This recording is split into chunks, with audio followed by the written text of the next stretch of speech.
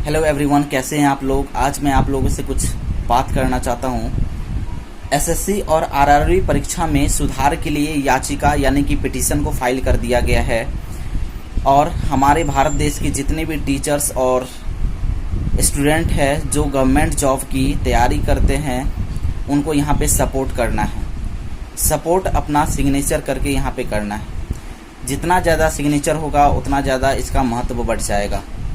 तो इस पिटीशन में आखिर ऐसा क्या लिखा हुआ है, चलिए इसको हम देख लेते हैं। इस पिटीशन में एसएससी रेलवे की परीक्षा व्यवस्था में जरूरी सुधारों के बारे में सुझाव दिए गए हैं। एसएससी रेल परीक्षा व्यवस्था में सुधार करने से बाद में देश के कई और परीक्षाओं में भी सुधार के लिए उदाहरण बनेंगे।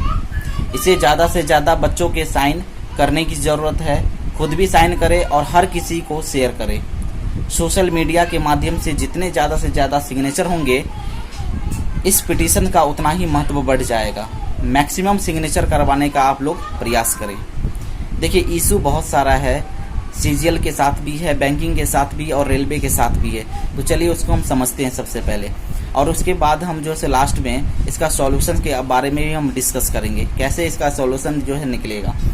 तो इशू सबसे पहले एसएससी के बारे में जो होगा वो देखिए। नंबर 1 पॉइंट, 2018 का जो एसएससी सीजीएल हुआ था उसका टायर 3 और टायर 4 का रिजल्ट अभी बाकी है। ज्वाइनिंग का भी होना बाकी है। समझ लीजिए, जो कैंडिडेट 2018 में सोचा होगा कि मुझे सिलेक्शन मिल जाएगा, मुझे जॉब लग जाएगी, उसका अभी 2021 आने वाला है, अभी तक कुछ नहीं हुआ।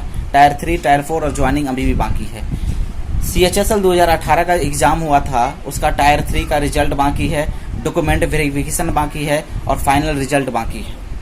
एसएससी MTS 2019 का जो एग्ज़ाम हुआ था उसका टायर 2 का रिजल्ट, डॉक्यूमेंट वेरिफिकेशन और फाइनल रिजल्ट का सिलेक्शन वो भी अभी बाकी है।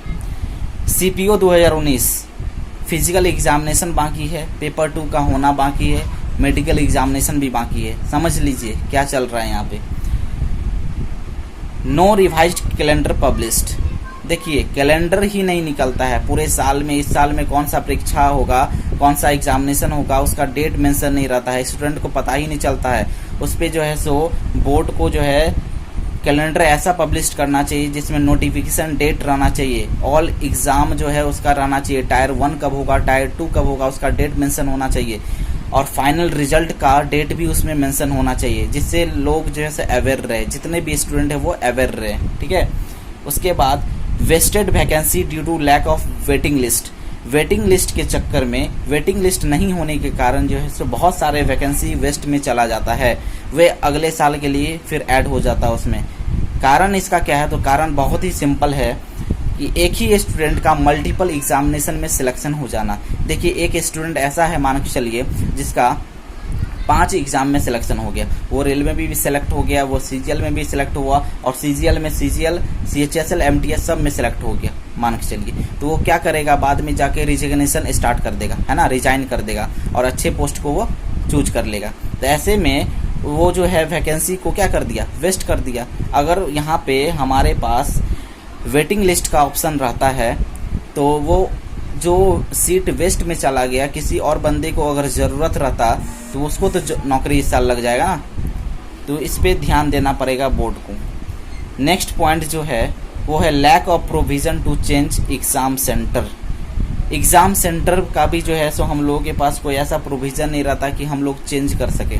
मान के चलिए एग्ज़ाम होना है 6 महीना के बाद, आप अभी फॉर्म भरवा लिए हैं। 6 महीना के बाद उस कैंडिडेट के साथ कैसा सिचुएशन रहेगा कोई जानेगा नहीं जानेगा। मान के चलिए अभी हमको एग्ज़ाम यहीं पे देना है अपने लोकेशन पे, ठीक है, तो वैसा आप नहीं कर सकते हैं। ये है, अगर आप दिल्ली जोन से भरे हुए हैं तो दिल्ली में आपको एग्ज़ाम देना है। मान के चलिए अभी कोरोना चल रहा है, कोई कैंडिडेट जाएगा अगर एग्ज़ाम होगा तो नहीं जा पाएगा। अगर कोलकाता है तो कोलकाता जा पाएगा, नहीं जा पाएगा। किसी का बेंगलोर है तो बेंगलोर जा पाएगा, नहीं। तो यहाँ पे ये जो है ना lack of provision to change exam centre, इस पर भी ध्यान देने की ज़रूरत है। EWS सर्टिफिकेट का डिले होना, जिससे डिस्क्वालिफिकेशन बहुत ज़्यादा स्टूडेंट के साथ हो रहा है। EWS सर्टिफिकेट ही टाइम पे नहीं बन रहा है, जिसके कारण वहाँ पे डॉक्यूमेंट वेरिफिकेशन जब लिया जाता है टायर 4 में तो वहाँ पे बहुत से कैंडिडेट जो है छट जाते हैं और वो डिस्क्वालीफाई हो जाते हैं। उनका सारा मेहनत जो है बर्बाद चला जाता है। तो ये सब कुछ ऐसा पॉइंट है जिनको हम लोग जो है हटा सकते हैं, लेकिन कोई इस पे ध्यान देने वाला नहीं है। रेलवे के साथ क्या क्या इशू है वो भी देख लीजिए। पहला पॉइंट, एनटीपीसी और ग्रुप डी का नोटिफिकेशन 2019 में आया था, ठीक है। डेट ऑफ एग्जामिनेशन जो है सो घोषित अभी तक नहीं हुआ है। 2019 का एग्जाम का डेट ऑफ एग्जामिनेशन अभी तक घोषित नहीं हुआ है। बताइए क्या होगा, एग्जाम कब होगा, बच्चे का सिलेक्शन कब होगा।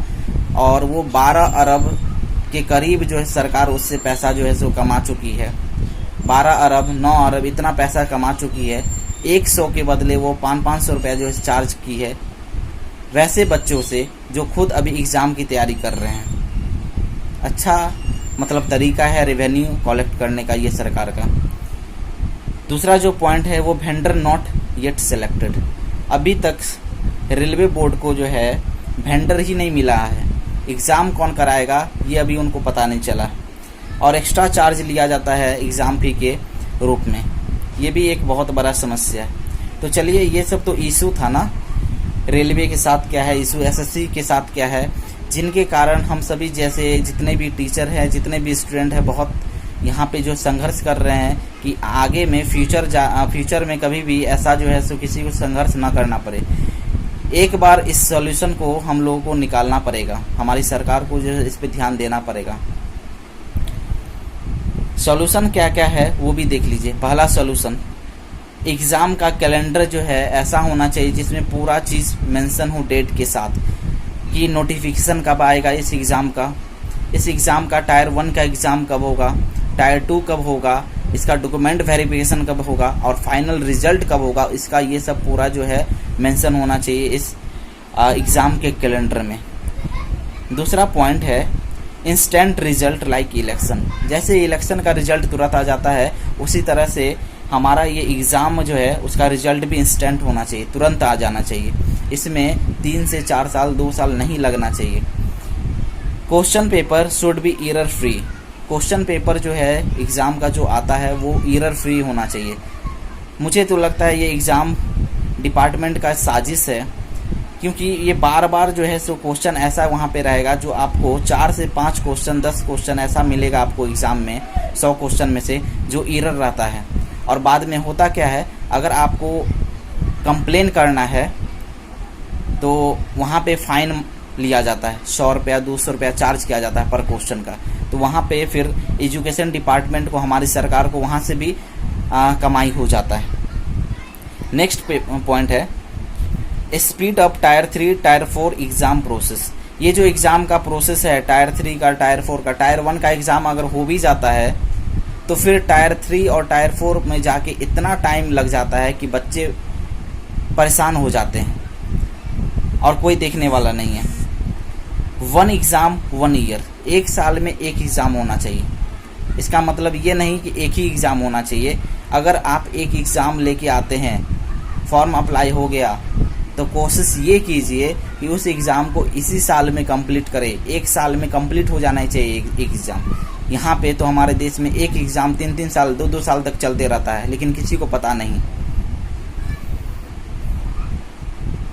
नेक्स्ट पॉइंट है waiting list for all examination of SSC. ये जो वेटिंग लिस्ट है उसको लाना चाहिए, जिससे वैकेंसी जो है सो बर्बाद नहीं होगा, वो किसी बच्चे का काम में आ जाएगा।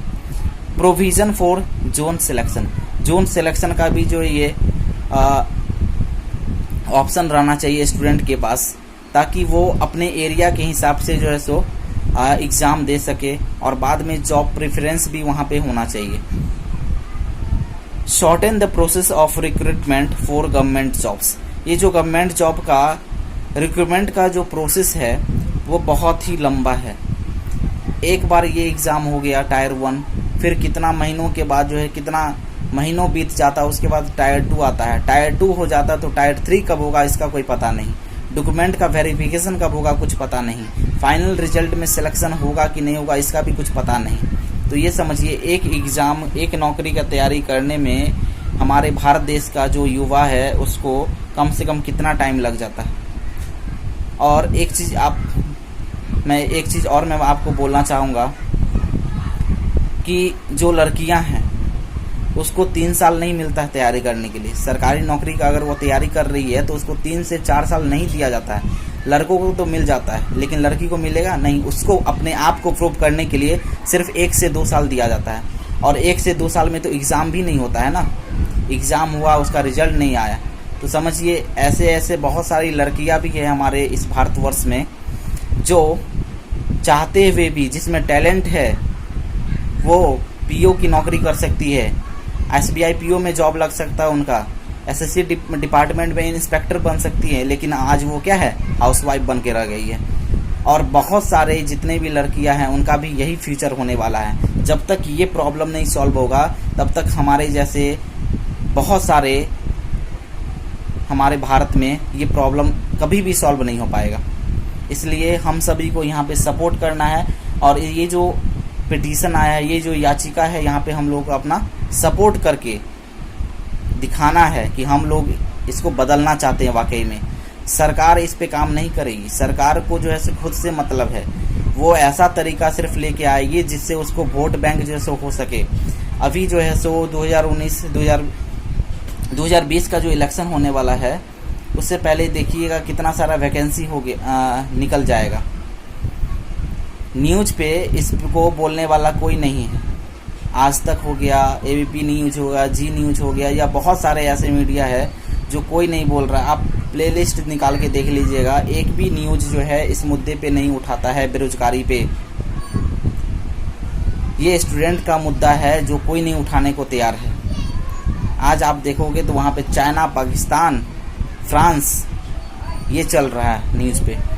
सुशांत का केस जो है सिर्फ डिस्कस हो रहा है, सीबीआई तो लगी है, यहाँ पे हमारे देश की मीडिया भी उसके पीछे दबा है। ये नज़ारा है कुछ। तो ये सॉल्व करने के लिए अभी जितने भी टीचर है वो सभी एकजुट हो चुके हैं, जितने भी स्टूडेंट है वो अपना कंट्रीब्यूशन दे रहे हैं। आप लोगों को, कुछ स्टूडेंट को नहीं पता होगा, लेकिन जो सरकारी नौकरी का तैयारी करते हैं उनको ज़रूर ये बात पता है कि हमारे देश में क्या हाल है और इसको कैसे ठीक करना है। और अभी जो कैंपेन चल रहा है, अभी जो ये मुद्दा उठा हुआ है, इसमें अगर हम अपना सहयोग नहीं देंगे तो ये कभी भी फ्यूचर में इस पे कोई ध्यान नहीं देगा। तो अभी मौका है, तो इस मौके को रिसीव कीजिए। इस मौके पे जो है, इस मौके का फ़ायदा उठाइए और बोलना शुरू कीजिए। अपनी आवाज़ को उठाइए और अपना सहयोग दीजिए। धन्यवाद।